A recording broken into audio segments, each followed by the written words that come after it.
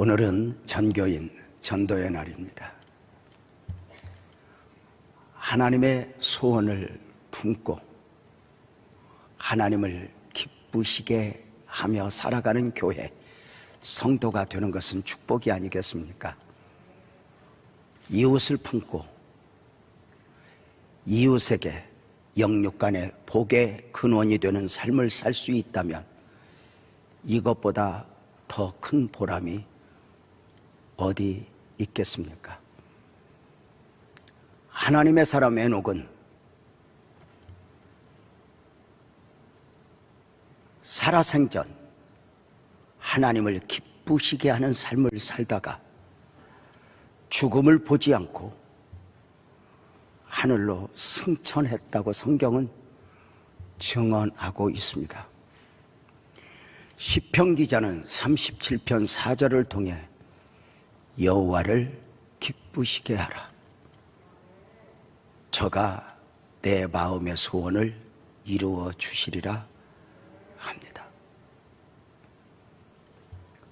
오늘 우리 모두가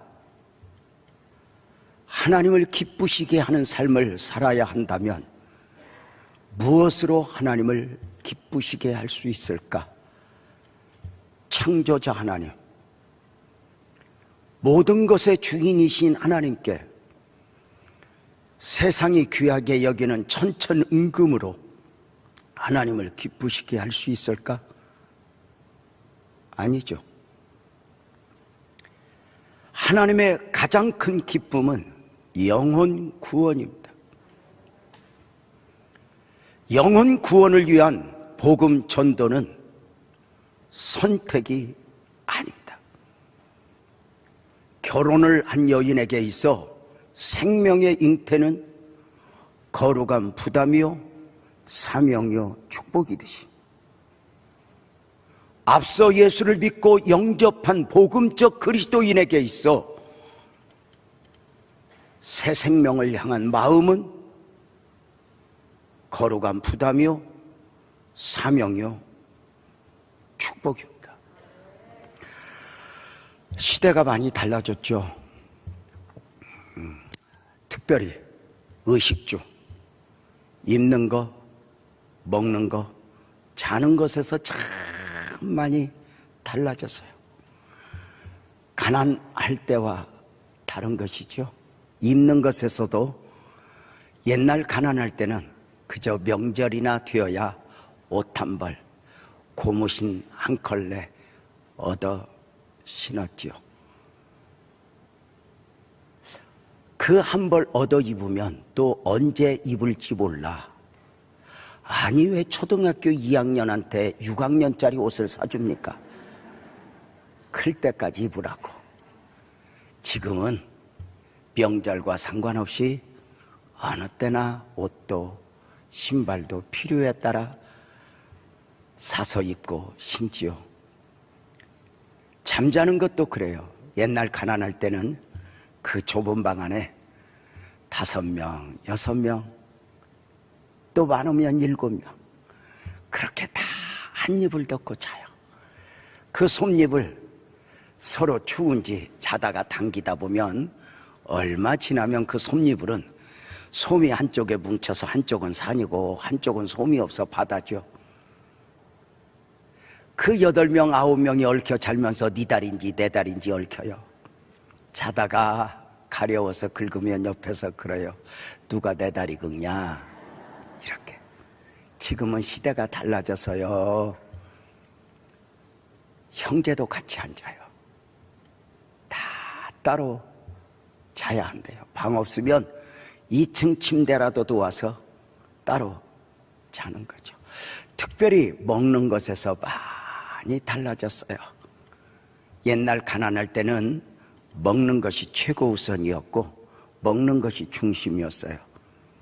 그래서 엄마가 주는 것 외에는 먹을 것이 없어요. 아이들이 길거리에서 놀이터에서 별것을 하고 놀다가도 재명아 밥 먹어라 그러면 만사 제치고 밥 먹으러 와요. 왜일까요? 그때 아니면 먹을 게 없어. 그때 나 놀 거예요 하는 순간 내 밥은 없어. 엄마가 주는 것 외에는 없어. 그래서 내가 먹고 싶은 건 아무 상관없어요. 엄마가 주는 것을 먹어요. 그죠? 지금은 시대가 달라져서요. 혹시 아세요? 아이들이 가장 싫어하는 소리 하나 중에가 밥 먹으라 소리예요. 왜 그럴까요? 언제든지 먹을 게 있어요. 이제는 엄마가 주는 걸 먹고 싶은 게 아니라 먹고 싶은 걸 먹는 세대예요. 그래서 엄마가 밥상을 차려놓고 밥 먹어라 그러면 인상을 쓰고 나와요, 애들이. 특별히 중학교 애들은 그래요. 탁 밥상을 쳐다보고 엄마가 아무리 정성을 다했어도 내가 먹고 싶은 것이 없으면 냉장고 열고 참치캔 하나 꺼내 탁 엎어서 지가 비벼 먹든지 사발면에 물 말든지 해야 돼요. 이게 요즘 애들이에요. 그래서 요즘 엄마들 꼭 기억해야 돼요. 애들이 먹고 싶은 걸 먹겠다고 해도 시험 들지 말아라. 왜? 지금은 주는 대로가 아니라 먹고 싶은 대로 먹는 시대다. 이걸 아셔야 돼요. 남편도 좀 먹고 싶은 대로 주세요. 남편들이 일찍 죽는 이유가 여자들이 주는 대로 먹어서 그래요. 남편 무엇을 먹고 싶냐고 좀 물어봐요. 그래 또 남자들이 한마디 하면 여자들은 싫어해요. 옛날 여성들은 얼마나 남편을 위해서 정성을 다해서 밥을 했는지 몰라요. 불도 없고 냄비도 없고 그릇도 없어도 재료도 없어도 최선을 다해서 삼시했대. 그냥 해드렸어요. 요즘 여자들은 주방에 가면 없는 게 없어요. 식당을 차려도 될 만큼 냄비는 10개, 수저는 한 40벌, 그릇은 또 왜 그렇게 많아요? 온갖 것을 다 준비하고 요즘 여자들은 밥을 안 해요.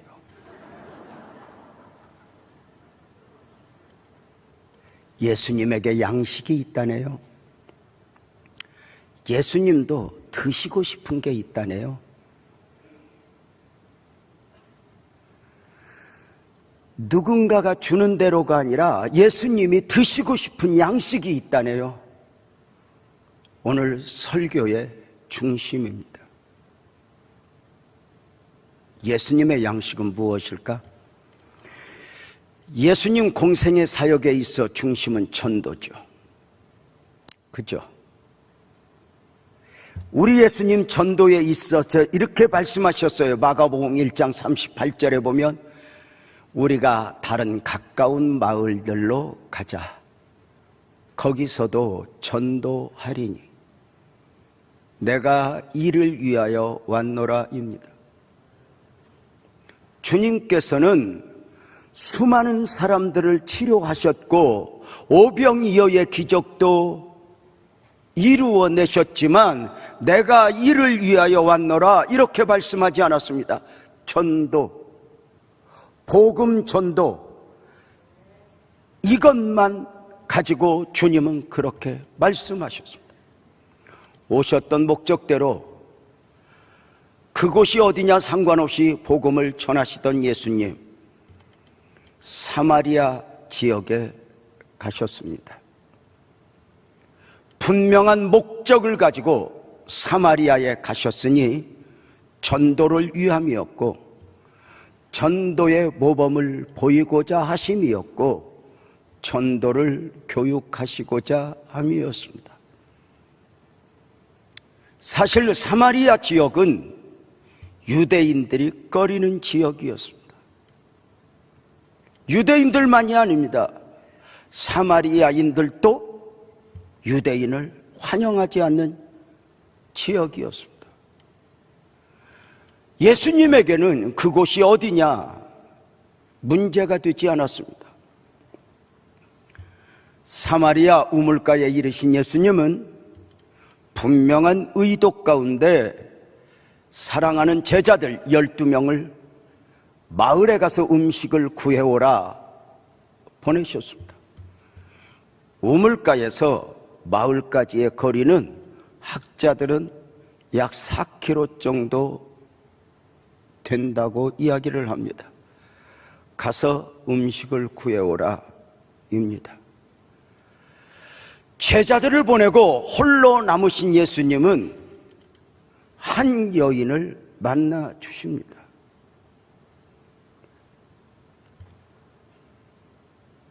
일명 사마리아 여인이라 불리우는 이 여인은 성경의 소개대로 하면 남편을 5 바꿨습니다. 6번째, 지금 남편과 살고 있지만 이 남편과도 언제 헤어질지 모르는 불안정 가운데 살아가고 있습니다. 사람들은 이 여인을 손가락질을 하며 상대해 주지 않습니다. 상처받은 이 여인은 저주받은 사마리아 지역에서조차 저주를 받았는지 왕따를 당하여 삶을 살아낼 만큼의 용기를, 이유를 다 상실한 여인이었습니다. 그러나 냉정하게 따지면 이 여인을 좀 더 이해해야 할 필요가 있습니다. 이 여인이 남편을 5 바꾼 것은 자신의 의지가 아니었습니다. 혹시 아십니까? 팔레스타인 문화에서는 여인이 이혼을 청구할 권리가 없습니다. 그렇다면 남편을 5 바꿨다는 이야기는 5 남자에게 버림을 당했다는 것이요, 그리고 지금 있는 남자에게도 언제 버림을 당할지 모르는 초조한 삶을 살아내고 있는 것입니다. 상처받은 이 영혼이 사람들 없는 틈을 타 필요를 구하기 위하여 물동이를 머리에 이고 우물가에 한낮에 왔다가 홀로 계신 예수님을, 유대인 청년을 만나게 된 것입니다. 좀 더 성경적으로 이야기하면 여인이 예수님을 만났다기보다는 예수님이 이 여인을 만나 주신 것입니다. 예수님은 이 여인을 어떻게 만나 주셨는지 분명한 것은 그의 눈을 열어주셨고 마음을 열어주신 바, 그는 예수 안에 예수, 메시아를 보게 됩니다. 순간 구원의 은혜를 입게 됩니다. 예수님은 여인에게 영원한 생명수가 되어주셨고 생명의 떡이 되어주셨습니다. 예수를 예수로 만나는 순간 이 여인은 삶의 질곡이라 표현될 만큼의 무거운 물동이를 던져버리고 자신을 향하여 손가락질했던 사람들 마을에 가서 복음을 전합니다. 그 모습에 대하여 요한복음 4장 29절은 그렇게 말하죠. 와서 보라, 이는 그리스도가 아니냐입니다. 내가 메시아를 만났다. 내가 만난 메시아를 당신들도 만나야 한다고 복음을 전했고 많은 사람들이 예수에게 오는 것입니다. 여기서 우리는 깜짝 놀라는 것이 있습니다. 이 여인이 어떻게 전도자가 될 수 있었냐는 것입니다. 이 여인이 예수를 믿고 구원을 받았다, 여기까지는 이해가 가능합니다. 왜요? 구원은 은혜로 받는 것이니. 그러나 이 여인이 복음을 전하러 갔다? 어떻게? 이 여인이 예수님에 대해서 많이 아는 것이 아니에요. 이 여인이 전도 훈련을 받은 게 아니에요. 여인이 달려갔던 마을 또한 환영받는 곳이 아니에요. 자신을 향하여 전부 손가락질하고 상처를 주었던 사람들이에요. 그곳이 어디냐, 누구냐 상관없이 달려간 것이죠. 어찌 그럴 수 있었을까? 어찌 그럴 수 있었을까? 한순간 복음의 특징이죠. 여인의 인생이 바뀐 거예요. 환경은 하나도 변하지 않았어요. 외모가 달라진 것도 아니고 남편 5의 문제, 6번째 남편의 문제가 해결된 것도 아니고 내가 예수를 만났다 해서 육신적으로 미래가 보장된 것도 아니에요. 아무것도 달라진 것 없어요. 현실은 그대로 현실이에요. 그런데 마음에 예수님이 오셨고 예수님이 영접되어진 순간 성경적으로 그의 인생이 바뀌었어요. 이것이 우리가 복음을 전해야 될 이유예요. 복음은 어느 한순간 내 인생을 바꿨고 생명이 생명되게 했고 또 다른 사람의 인생을 바꿀 수 있다는 것이죠. 교회가 복음 전도를 강조하는 것은 더 큰 교회로의 욕심이 아닙니다. 본질입니다. 이것 때문에 주님이 오셨고 이 복음 때문에 고난받으셨고 죽으셨고 부활하셨고 승천하셨다가 다시 오실 것이며 이것이 교회 존재 이유입니다. 예수의 이름의 뜻은 자기 백성을 저들의 죄에서 구원할 자입니다. 구원자죠. 우리 크게 아멘합시다. 예수님 믿으십니까? 더 크게 아멘합시다. 예수님 영접하셨습니까? 내가 사는 것은 내가 사는 것이 아니요 내 안에 예수께서 사신 것이라. 예수님이 여러분 안에 계심을 믿습니까? 분명한 게 있습니다. 예수님이 내 안에 계실 때는 자기 백성을 저들의 죄에서 구원할 자, 구원자로 내재해 계시기도 하지만 사명자 예수로 내재해 계신다는 것입니다. 복음이 내 안에서 끝나는 게 아닙니다. 복음의 특징은 나를 통해 또 다른 사람에게 가고자 하는 특성을 가지고 있습니다. 복음은 솟아나는 샘물처럼 솟아나 시내가 되어 흘러야 합니다. 내 안에 고이는 게 아닙니다. 복음은 전해지는 것입니다. 그 복음이 누군가의 인생을 바꾸는 것입니다. 아십니까? 내가 어릴 적 부모의 사랑으로 태어날 때는 그 태어남이 얼마나 귀한가 모릅니다. 어리니까. 그것은 어쩌면 부모의 기쁨이었죠. 근데 우리가 어느 순간 자식을 낳아요. 그러면 그 자식의 미소 안에 모든 것이 다 들었어요. 생명이 얼마나 귀한가 그 안에서 보람을 찾지요. 박사학위를 받아들어 유럽으로 가서 수년째 공부했던 우리 자매, 신랑 만나 결혼하여 아이를 낳고 아이의 미소 안에서 딱 한마디로 이렇게 말해요. 목사님, 학위 다 필요 없어요. 이 미소 안에 다 들어있어요. 이렇게 이야기하더라고요. 감동이죠. 사랑하는 성도님들, 혹시 복음을 영접한 여러분의 인생은 바뀌었다고 생각하십니까? 어떠십니까? 오늘 또 우리는 복음을 영접하여 부자가 되고 건강해지고 환경이 바뀌기를 기다립니까? 물론 그러할 수 있죠. 그러나 바뀌어진 환경이 해답은 아닙니다. 그러잖아요. 예수님 안에서 기적 가운데 안진뱅이가 일어났어요. 어느 순간 방황해요. 아니, 너 예수님에게서 은혜를 입어 안진뱅이였다가 일어난 자가 아니냐?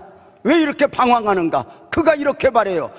일어나면 뭐하냐고, 먹고 살 걸 줘야지. 이게 인생 아니에요?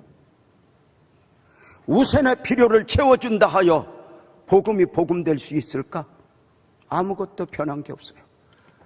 여인의 삶은 아무것도 변하지 않았어요. 그러나 인생이 바뀌었어요. 여러분은 혹시 누구에겐가 내가 집사님 덕분에 인생이 바뀌었어, 내가 장로님 덕분에 인생이 바뀌었어, 인사 받아보셨어요? 복음의 특징이잖아요. 전도자들이 왜 그렇게 그 소명을 놓지 못하고 가서 복음을 전해요? 그 맛을 아는 거예요. 저는 매주 복음을 전하러 설교자로 다녀요. 정말 때로는 쓰러질 것처럼 힘들지만 또 가야 되는 이유가 눈에 보여요. 40대 초반이었죠. 한 기도원에 가서 복음을 전하는데 설교를 마치고 잠깐 산책을 하다가 벤치에 앉아 쉬고 있는데 40대 초반인 제 앞에 한 60대 중반의 부부가 와서 무릎을 꿇어요. 왜 이러세요? 일어나세요. 아니에요, 목사님. 그냥 계세요. 저희들 긴긴 터널을 지나오고 있습니다. 저희들 이혼하기로 했습니다. 그런데 이혼도 해답이 아니라는 걸 알았습니다. 그래서 죽기로 결정했습니다. 바다에 가서 죽을까, 산에 가서 죽을까. 오늘 저 높은 산에 올라가 죽기를 결정하고 올라가다가 찬송 소리에 우연찮게 끌려 예배 드렸고 목사님 설교를 듣게 되었습니다. 목사님, 우리 죽지 않겠습니다. 우리 다시 일어나겠습니다. 살아보겠습니다. 하는데 제가 저들을 안고 울었습니다. 그러십시오. 주님이 그대들을 포기하지 않았다면 그대도 그대를 포기하지 마십시오. 복음은, 말씀은 영혼을, 영적 생명을 터치합니다. 쌀을 주고 약을 주는 것은 세상의 봉사단체, NGO도 얼마든지 합니다. 그러나 교회는 교회가 아니면 줄 수 없는 것,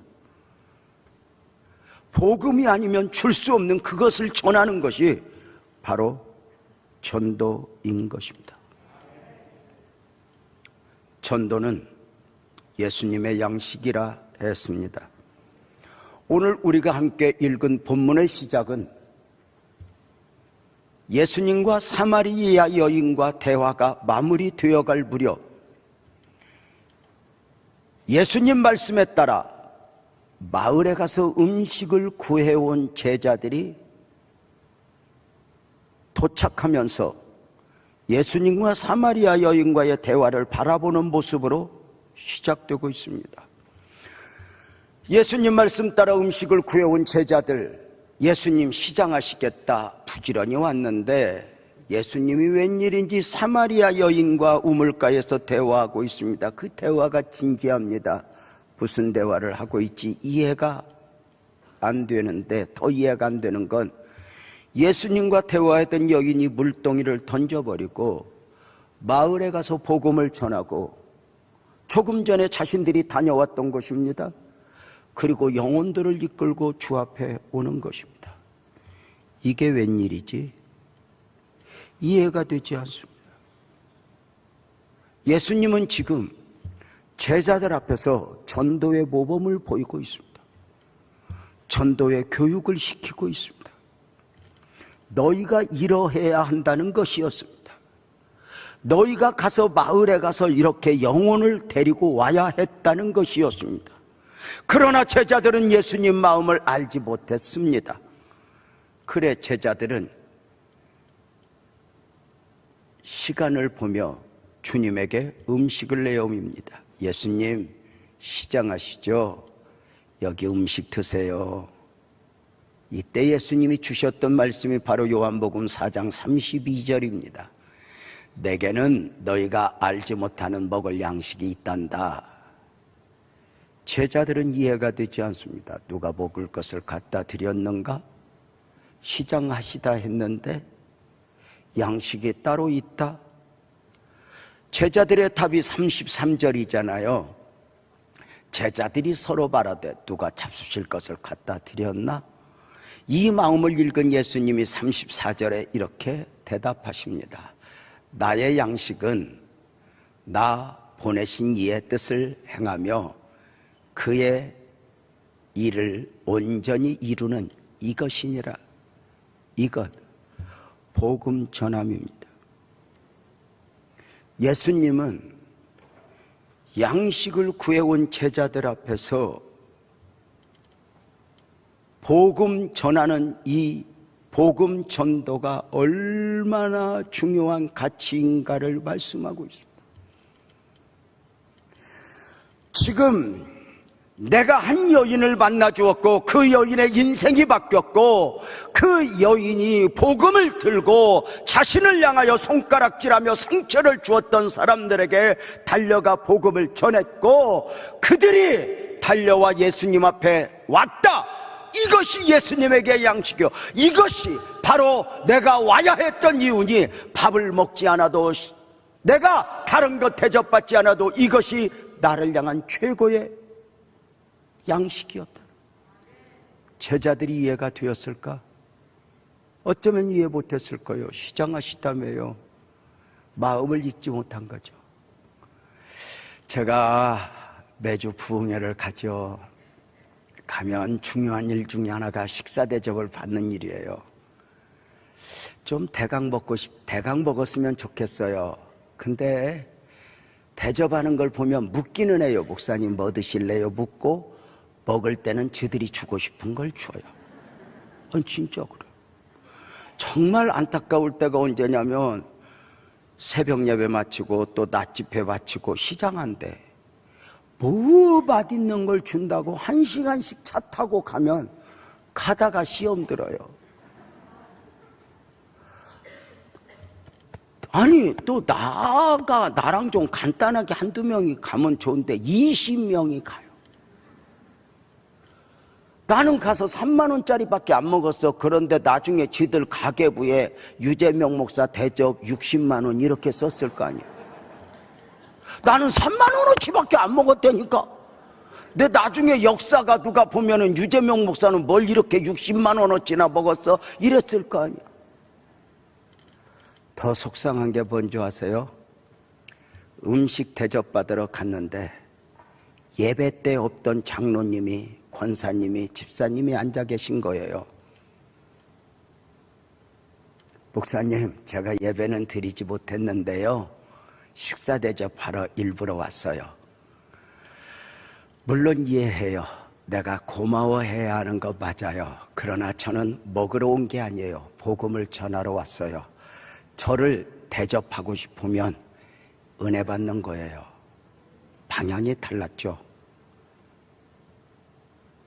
예수님을 무엇으로 기쁘게 할까? 한 영혼이 돌아온다?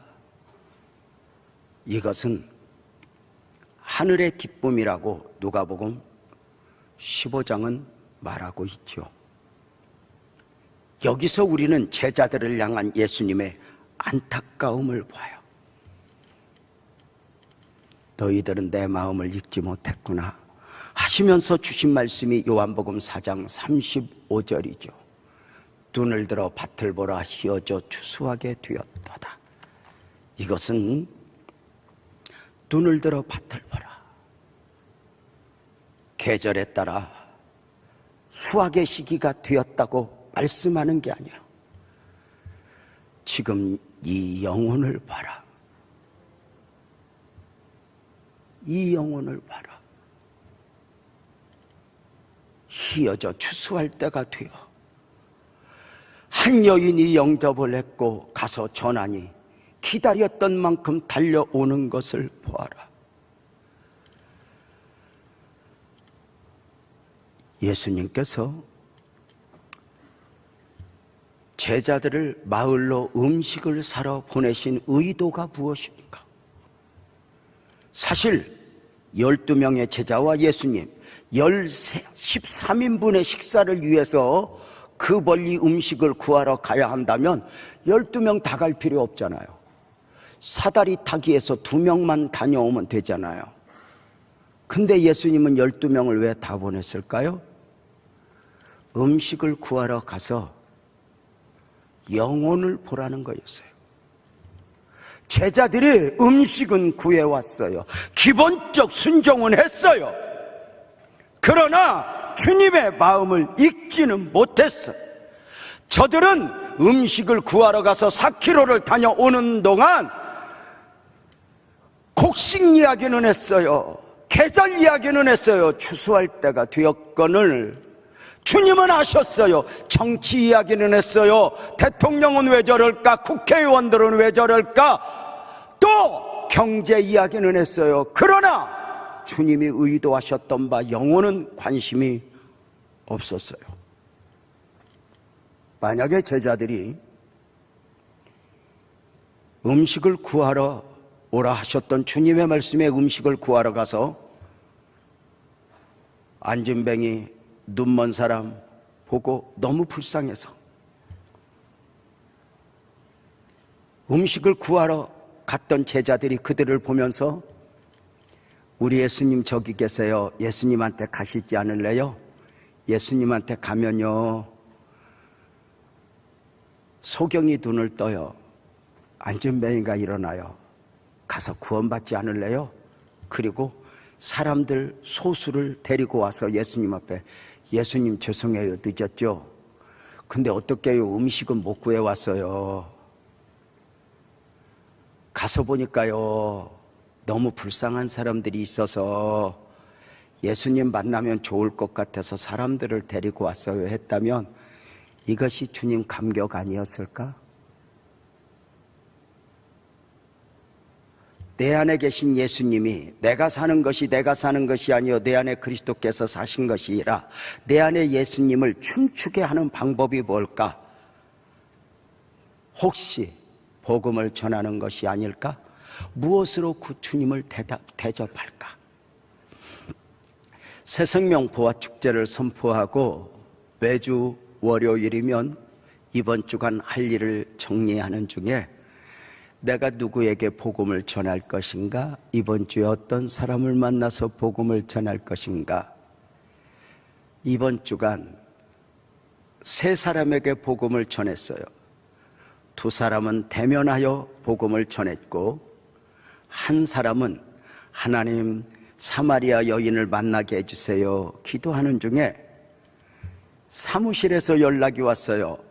교회 사무실에서 목사님 어떤 분이 목사님 전화번호 알려달래요. 그런데 알려줄 수 없었어요. 그래서 그분 전화번호를 받았어요. 그런데 그분이 목사님 청년 시절, 젊은 시절 알던 사람이래요. 이름을 보니 아는 사람이 아니에요. 누구지?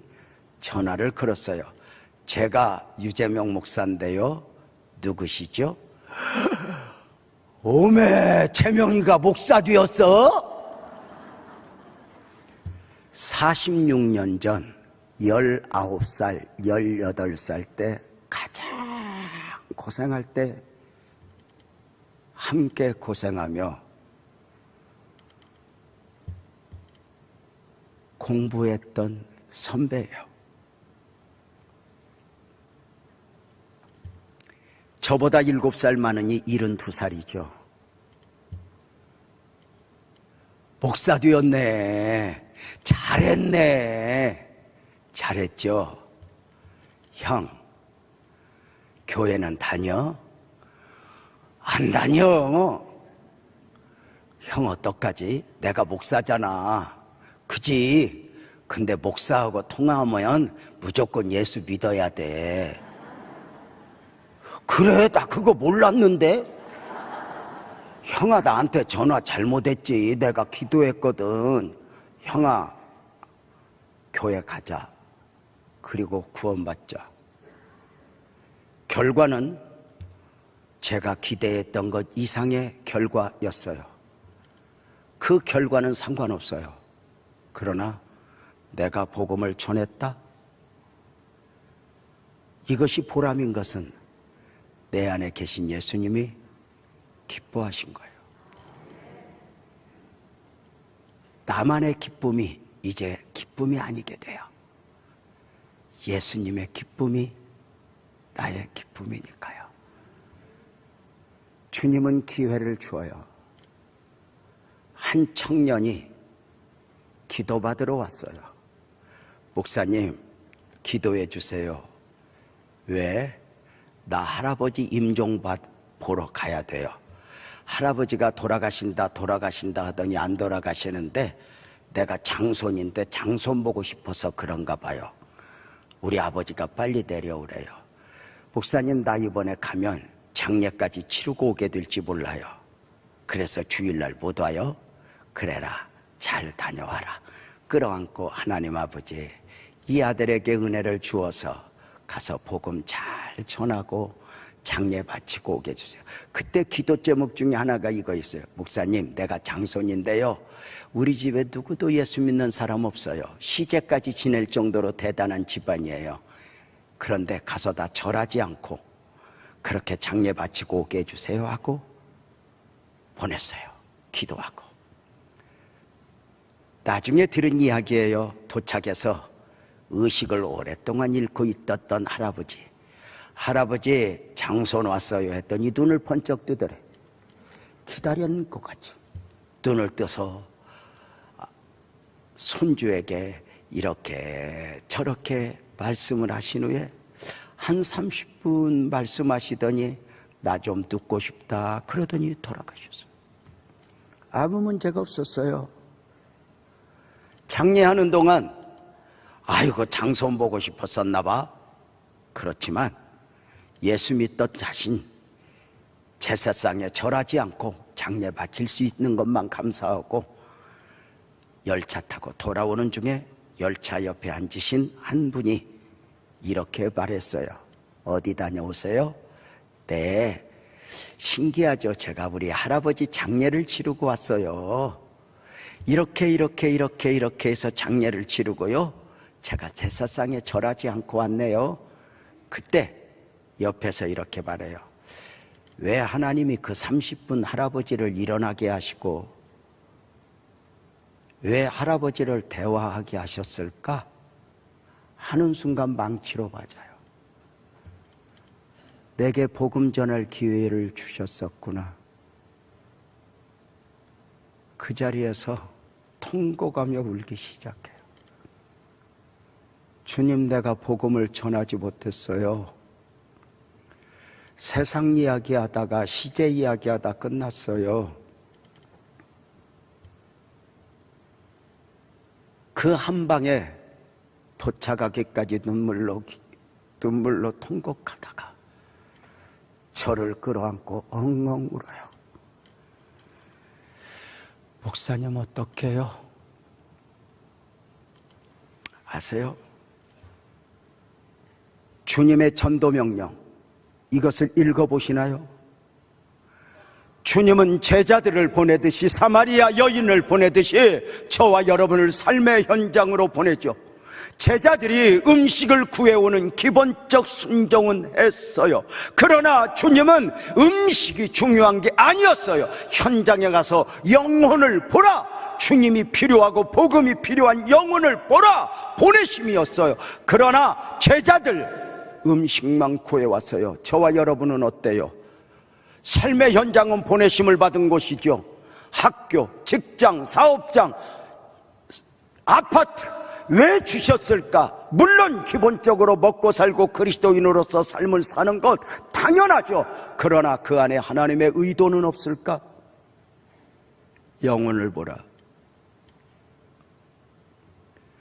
제자들이 음식만 구해왔지 복음을 전하지 못했던 이유가 뭘까요? 어쩌면 사마리아 사람들을 향한 자신의 편견 때문이 아닐까? 어쩌면 우리도 그런 편견 때문에 복음을 전하지 못하는 경우가 많아요. 어떤 편견들이 있었을까? 이런 편견들 없었을까? 먼저는 나는 전도의 은사가 없어. 자신에 대한 편견이에요. 뭐 내가 말한다고. 상대에 대한 편견도 있어요. 저 사람은 전도해도 안 돼. 사마리아 지역은 전도해도 안 돼. 이런 편견들. 무엇보다도 나는 전도할 입장이나 형편이 되지 않아. 이런 편견. 또 나는 사람들에게 손가락질을 당할 만큼 삶에 있어 덕이 되지 못해. 그래서 어쩌면 내가 복음을 전하면 너나 잘 믿어 할 것 같아 하는 이런 편견이 그만 복음을 전하지 못하는 것은 아닐까? 어떻게 생각하세요? 사마리아 여인이 복음을 전한 것은 남편 문제가 해결된 게 아니에요. 윤리적으로도 여전히 문제가 있어요. 삶이 안정된 것도 아니에요. 내일 먹을 것도 없어요. 물동이를 던져버렸으니 무엇 먹을 게 있겠어요. 그러나 우리는 그의 인생이 바뀌었대요. 우리는 인생이 바뀌었다고 하면 종업원에서 사장되고 그저 학생에서 교수되고 뭔가 외적인 것에서 봐요. 그러나 성경은 예수님은 관심도 없어요. 정말 중요한 것은 그것 때문에 주님이 오신 게 아니죠. 복음이죠. 영혼 구원이죠. 무엇을 보는가? 여인은 마음의 감동을 따라 달려갔어요. 이것저것 생각할 겨를이 없었어요. 그런데 요한복음 4장 28절부터 30절 보면 놀라운 역사죠. 여자가 물동이를 버려두고 동네로 들어가서 사람들에게 이르되 내가 행한 모든 일을 내게 말한 사람을 와서 보라, 이는 그리스도 메시아가 아니냐 하니 그들이 동네에서 나와 예수께로 오더라. 사람들은 평소에 손가락질 하던 여인이 복음을 전할 때 복음을 그 여인에게서 판단하지 않고 외치는 소리에 따라 가서 복음 영접했고 역사가 일어났고 기적이 일어났죠.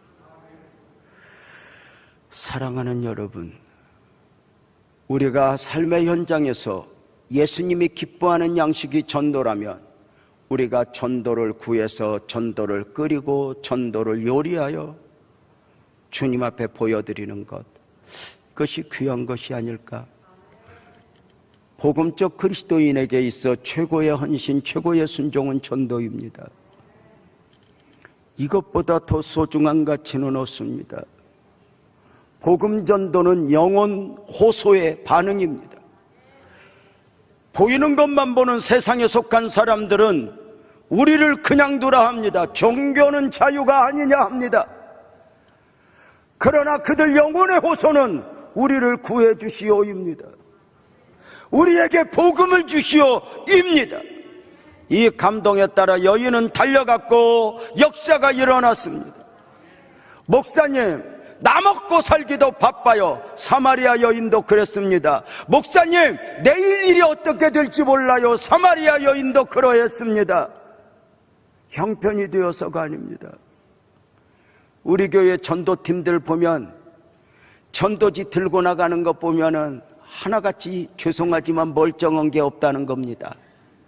다 상처 있고 아픔이고 눈물인데 갑니다. 다만 한 가지 믿는 것, 서두에 말씀드렸던 시편 37편 4절, 여호와를 기쁘시게 하라. 그가 내 마음의 소원을 이루어 주시리라. 너희는 먼저 그 나라와 그의 의를 구하라. 이 모든 것을 너희에게 더하시리라. 힘들고 어려울 때 주님을 기쁘시게 하는 것으로 마음을 정하고, 아시지요 주님, 반응할 때 사마리아 여인의 미래를 책임져 주지 않았을까? 남편을 5번 6번 바꿔도 안 됐지만 예수님 스스로가 그 여인의 남편이 되어 그 여인에게 길이요 진리요 생명이 되어주지 않았을까? 선교사님들이 왜 현장에 달려가 그 처절한 싸움을 싸울까요? 저들이 한 그릇 더 잘 먹게 하기 위하여 그 정도는 NGO에서도 해줘. 영혼 구원이죠. 하나님의 소원을 품은 교회, 하나님의 마음을 읽은 성도, 그 전도 앞에 이것이 가장 본질적 헌신이요 순종임을 기억하며 하나님을 기쁘시게 하는 교회, 하나님을 기쁘시게 하는 성도가 되는 원리는 멀리 있지 않습니다. 오늘 그 은혜를 갈망하지 않겠습니까? 주여, 우리 교회가 이런 교회가 되게 하소서. 나는 이런 성도가 되게 하소서. 찬송으로 고백하며 오늘 예배 마치고자 함입니다. 우리 모두